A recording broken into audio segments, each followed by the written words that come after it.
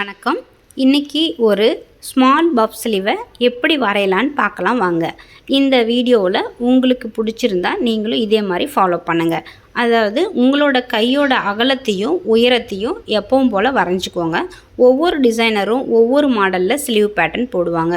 நான் என்னோடய பேட்டர்ன் எப்பவும் போல் நான் என்னோடய ஸ்டைலில் போட்டுக்கிறேன். நீங்கள் வரையும் போது உங்களோட ஸ்டைலில் இந்த பேட்டர்னை வரைஞ்சிக்கோங்க. ஸ்லீவை மட்டும் வரைஞ்சிருங்க.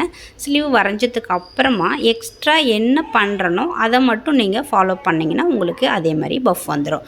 மேலே பார்த்தீங்க அப்படின்னா கையோட அகலமும் உயரத்தையும் ஃபஸ்ட்டு எடுத்துக்கிட்டு உயரத்துக்கு மேலே கையோட உயரத்துக்கு மேலே 1.5 இன்ச்சு, கையோட அகலத்தில் 1.5 இன்ச்சு எடுத்துகிட்டு ஒரு 1/4 இன்ச்சு உள்ளே தள்ளி ஒரு வளைவு போட்டுக்கோங்க. இது தாங்க ஸ்மால் பஃப்பு. இதில் ஒரு 3 ஃப்ளீட்டட் வரும் பஃப்பில்.